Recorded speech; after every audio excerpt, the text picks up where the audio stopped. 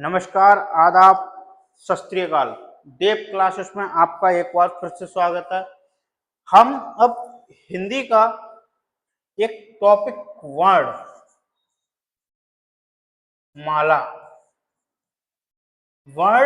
माला start करेंगे कि word माला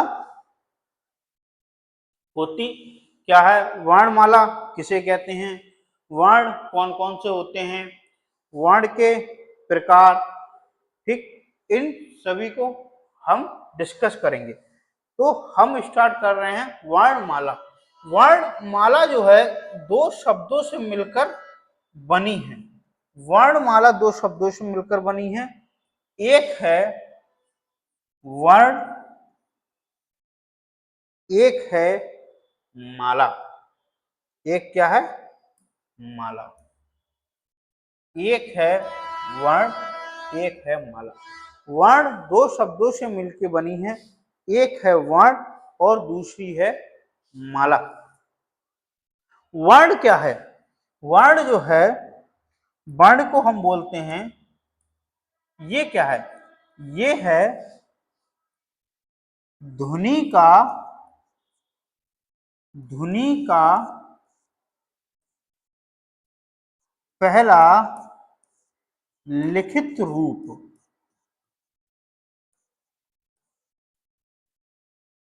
ध्वनि का पहला लिखित रूप। हम कुछ बोलते हैं, जैसे हम आ बोला, तो ये ध्वनि का, कोई ध्वनि हमारे मुंह से निकली, उसका पहला लिखित रूप क्या है? वर्ण है। ध्वनि का पहला लिखित रूप वर्ण होता है। अब इसके बाद में अगर बात करें हम कि ध्वनि क्या होती है, बात करें हम कि ध्वनि क्या होती है। ध्वनि ध्वनि जो होती है, भाषा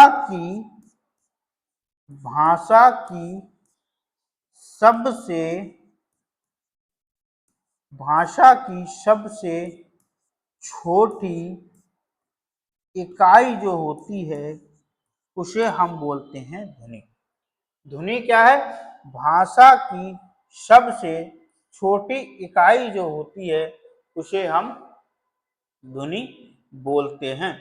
माला आप जानते ही हो कि जैसे आप घर में सिस्टर, मम्मी कोई भी माला पहनती हैं, जैसे ये माला है, इसमें क्या होते हैं, मोती पिरोए रहते हैं माला में। इसी को तो माला बोलते हैं। ये माला, या एक होती है फूलों की माला। फूलों की माला एक क्या होती है? फूलों की माला। उसमें क्या करते हैं, फूलों की माला में फूलों को व्यवस्थित करते हैं। फूलों को क्या करते हैं? व्यवस्थित करते हैं। फूलों को व्यवस्थित करते हैं। फूलों की माला में हमने क्या किया? फूलों को व्यवस्थित किया। हार की माला में, हार की माला के चक्कर में हार गए, हार की माला के चक्कर में दिल हार गए। फूलों की माला में फूलों को व्यवस्थित किया। हार होता है, उसमें क्या करते हैं, जैसे कोई कहता है कि डायमंड का हार दिलाओ, किसी को चाहिए डायमंड का हार, कोई डायमंड के हार में भी खुश नहीं है, कोई सच्चे मोती की माला पहनता है। किसकी पहनता है? सच्चे मोती की माला। किसी को चाहिए हीरे का हार, किसी को चाहिए सच्ची मोती की माला। तो जब कोई हीरे का हार मांगेगा तो उसमें क्या करेंगे, उसमें हीरो को व्यवस्थित करते हैं। किसको करते हैं? हीरो को। मोती की माला, उसमें किसको व्यवस्थित करते हैं? मोतियों को। किसके में व्यवस्थित करते हैं? मोती की माला में किसको करते हैं? मोती को। ऐसे ही वर्णमाला में क्या कर रहे हैं, जब हम वर्णमाला की बात करेंगे तो हम क्या करेंगे, वर्णमाला में किसको व्यवस्थित करेंगे? वर्णमाला में वर्णों को व्यवस्थित करेंगे। किसको व्यवस्थित करेंगे? वर्णमाला में किसको व्यवस्थित करते हैं? वर्णों को व्यवस्थित। वर्णों के व्यवस्थित समूह को वर्णमाला कहते हैं। वर्णों के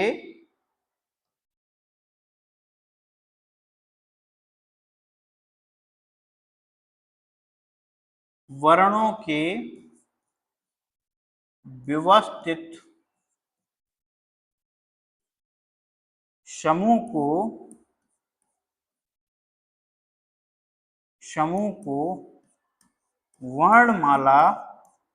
समूह को वर्णमाला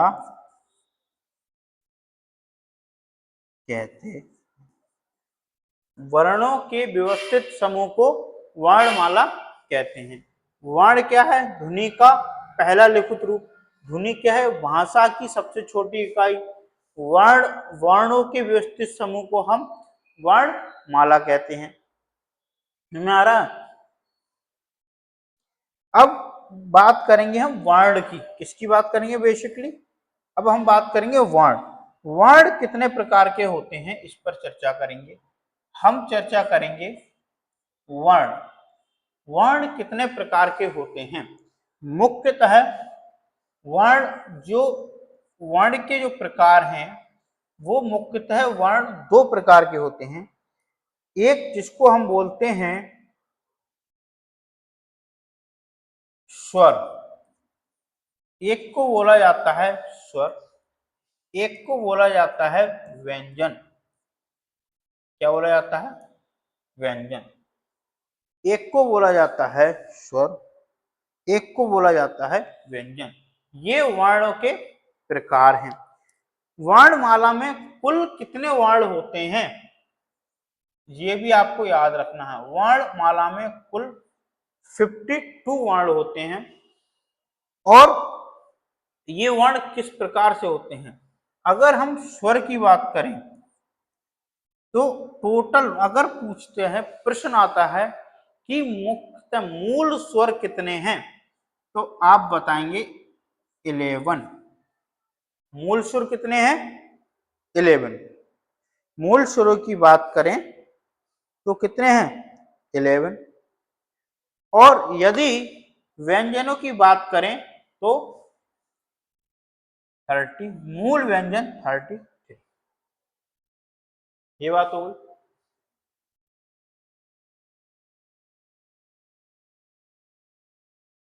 अगर स्वर की बात करें मूल स्वर 11, व्यंजन की बात करें 33। हमारी हो गई गणित कमजोर, यही सोच रहे होगे 33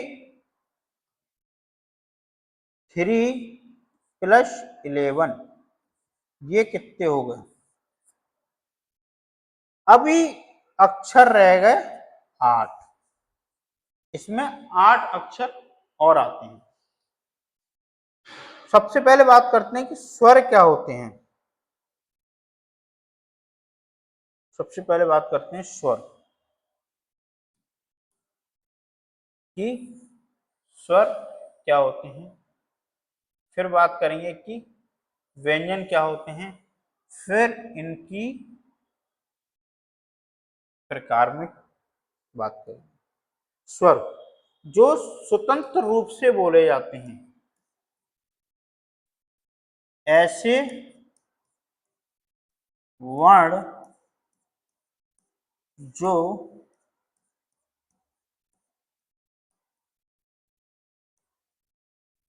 स्वतंत्र रूप से बोले जाते हैं उन्हें स्वर कहा जाता है। व्यंजन, व्यंजन क्या होते हैं? ऐसे वर्ण जो स्वर की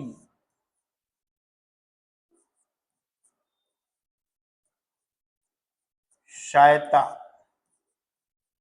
से बोले जाते हैं उन्हें व्यंजन कहते हैं।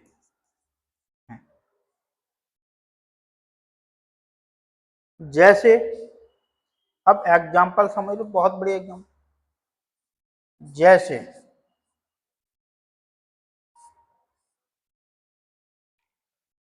पिता पुत्र, पिता के पास रोजगार है, पुत्र बेरोजगार है,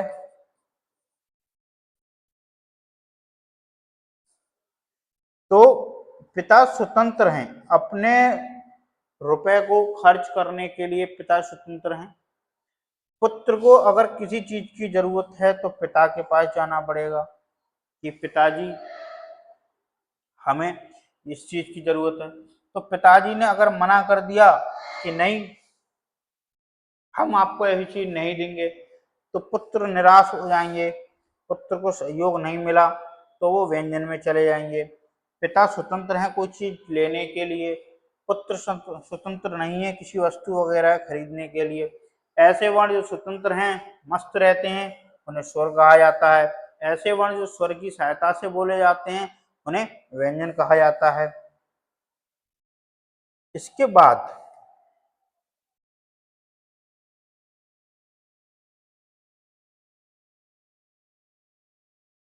इन दोनों के मध्य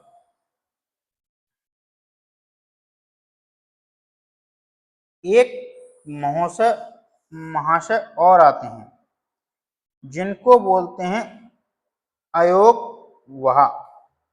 क्या बोलते हैं? जिनको बोला जाता है अयोग वहा वर्ण। इन दोनों के मध्य एक और आते हैं जिनको बोलते हैं अयोग वहा वर्ण। ये दो होते हैं। एक को बोलते हैं अंग, एक को बोलते हैं आ। ये इसको दूसरा नाम भी है जिसको बोलते हैं अनुस्वार, और इसको बोलते हैं विसर्ग। ये दोनों की ही परिभाषा में सम्मिलित नहीं होते हैं। ये कभी कभी स्वर की तरह कार्य करते हैं, कभी कभी व्यंजन की तरह कार्य करते हैं, कभी कभी स्वतंत्र होते हैं। जैसे अंगूर,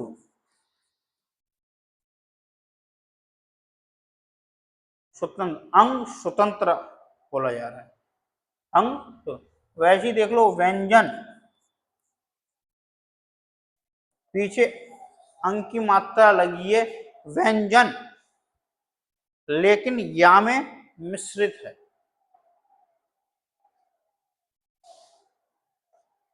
अतः ता के साथ प्रोनाउंसिएशन दे रहा है। तो ये विषय अयोग वर्ण, ये स्वर में भी कभी कभी स्वर की तरह, कभी कभी व्यंजन की तरह काम करते हैं, तो इसलिए इनको अयोगवा कहा जाता है। ये दो हो गए। ये कितने थे? 11। ये कितने थे? 33। अब कितने हो गए गिनो। व्यंजन में कुछ और प्रकार होते हैं, जैसे संयुक्त अक्षर,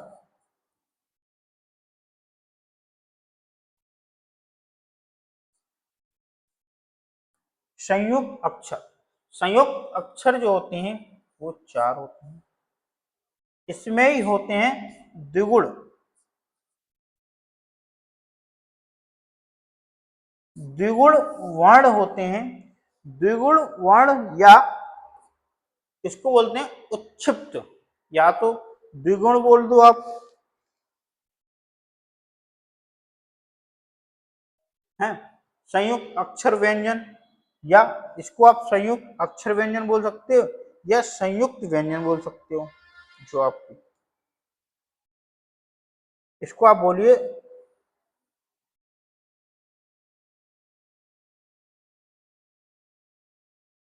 संयुक्त व्यंजन।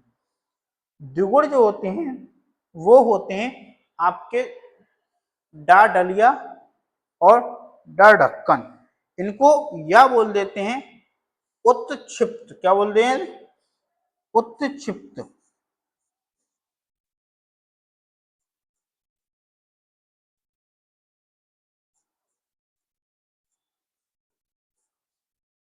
उत्क्षिप्त।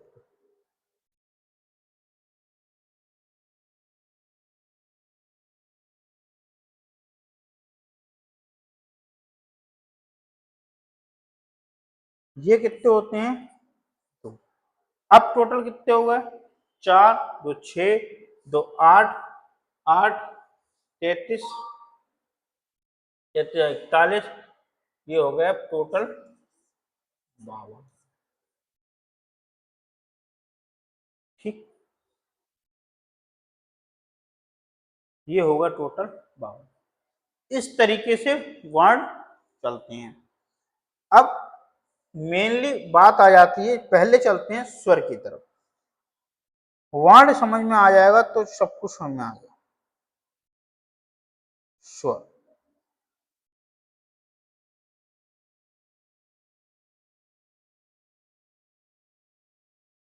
स्वर के प्रकार। स्वर कितने प्रकार के होते हैं, स्वर के जो प्रकार होते हैं वो आपकी डिपेंड करते हैं, एक तो समय के आधार पर, जीवा के आधार पर, ओष्ठ के आधार पर, और मुख आकृति के आधार पर। ये जो आपके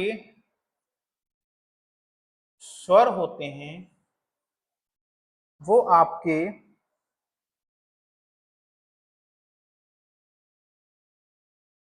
समय या मात्रा के आधार पर,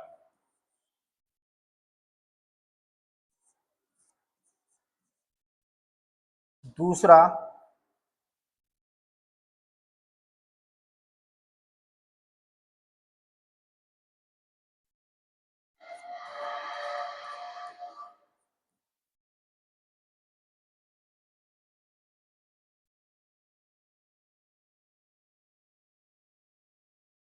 दूसरा होता है आपके जीवा के आधार पर, जीव के आधार पर मतलब।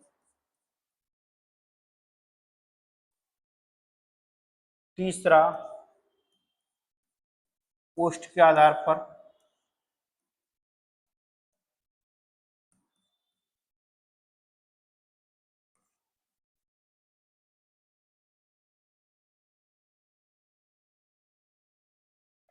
मुख आकृति के आधार पर।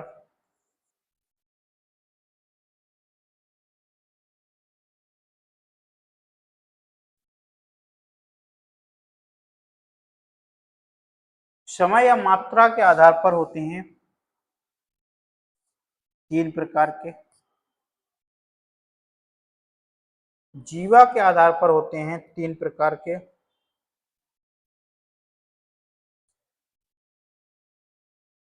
ओष्ठ के आधार पर होते हैं 2 प्रकार के। मुख के आधार पर होते हैं 3 प्रकार। अगर पहले बात करें मात्रा के आधार, पहला होता है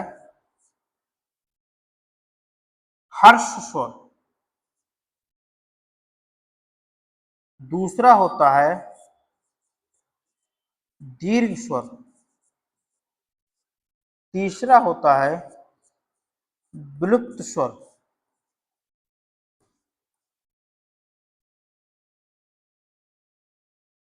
इसको बोला, हर स्वर को बोला जाता है, इसको इधर लिख, इसी को बोला जाता है एक मात्रिक स्वर।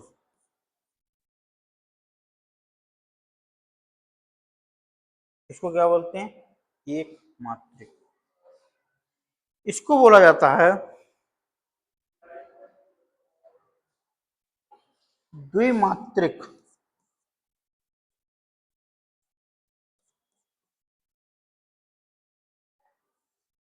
द्विमात्रिक स्वर, ये एक मात्रिक, द्विमात्रिक और बुलक। जीवा के आधार पर होता है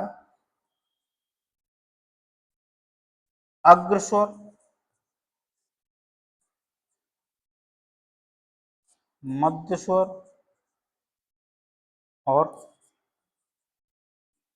पश्च स्वर।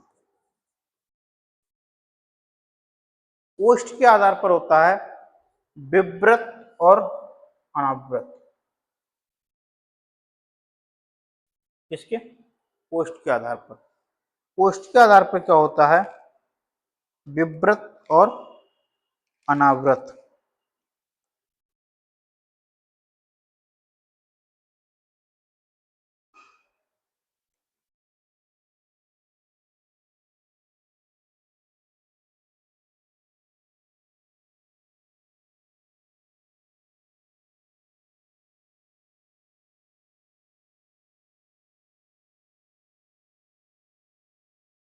ठीक, ये ओष्ठ के आधार पर दो भी हो सकते हैं, तीन। मुख आकृति के आधार पर मुख्यतः तीन भी हो सकते हैं। कल हम जो आपको चर्चा करेंगे वो इसके बारे में, इन चारों समय मात्रा के आधार पर, जीवा के आधार पर, ओष्ठ के आधार पर, मुख आकृति के आधार पर इसकी चर्चा करेंगे और ट्रिक के साथ में इसको याद भी करेंगे। ट्रिक के साथ में हमें सब कुछ याद रह सकता है। चर्चा भी करेंगे, क्लास में ही याद करेंगे। अगर अच्छा लगे तो शेयर एंड सब्सक्राइब।